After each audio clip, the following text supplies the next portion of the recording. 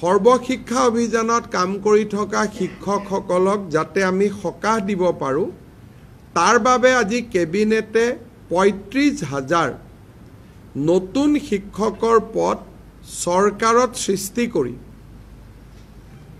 এছএছৰ শিক্ষকসকলে সকলৰ বাবে এটা স্পেচিয়েল ৰিক্ৰুটমেণ্ট ড্ৰাইভ কৰিব খুজিছে। অৰ্থাৎ এই বিশেষ ৩৫,০০০ পোষ্টত অকল এছএছত কাম কৰি থকা শিক্ষকসকলেহে আবেদন কৰিব পাৰিব আৰু বাকি নিয়মীয়া যিবিলাক পোষ্ট তাত ফ্ৰেছ কেণ্ডিডেটবিলাকে আবেদন কৰিব পাৰিব। এই ৩৫,০০০ শিক্ষকে এছএছৰ পৰা আহি চৰকাৰত সোমোৱাৰ লগে লগে সৰ্বশিক্ষা অভিযানত ৩৫,০০০ পোষ্ট বিলুপ্তি হ'ব। অৰ্থাৎ সৰ্বশিক্ষা অভিযানৰ ৩৫,০০০ শিক্ষকে স্পেচিয়েল ৰিক্ৰুটমেণ্টৰ বাবে চৰকাৰত আবেদন কৰিব। চৰকাৰে তেওঁলোকৰ কাগজ পত্ৰ চোৱাৰ পিছত তেওঁলোকক নিয়োগৰ সুবিধা কৰি দিব চৰকাৰত, য'ত NPS পাব, চৰকাৰৰ পে স্কেল পাব, ইনক্ৰিমেণ্ট পাব, গোটেইবোৰ পাব। কিন্তু এইখিনি হৈ উঠাৰ পিছত সৰ্বশিক্ষা অভিযানত পূৰ্বতে কাম কৰি থকা তেওঁলোকৰ পদসমূহ বিলুপ্তি হৈ যাব।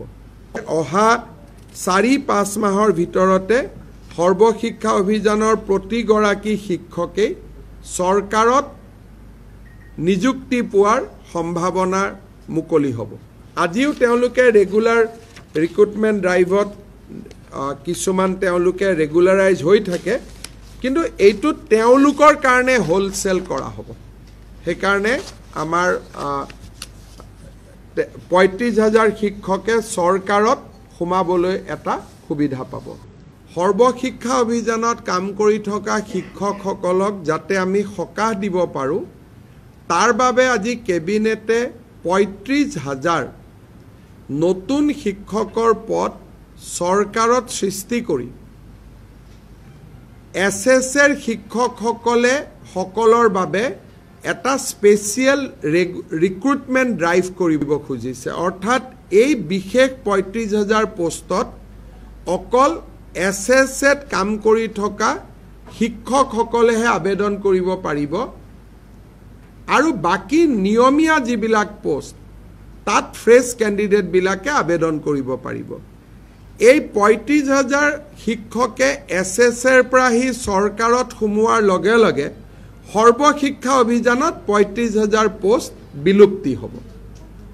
অৰ্থাৎ সৰ্বশিক্ষা অভিযানৰ ৩৫,০০০ শিক্ষকে স্পেচিয়েল ৰিক্ৰুটমেণ্টৰ বাবে চৰকাৰত আবেদন কৰিব।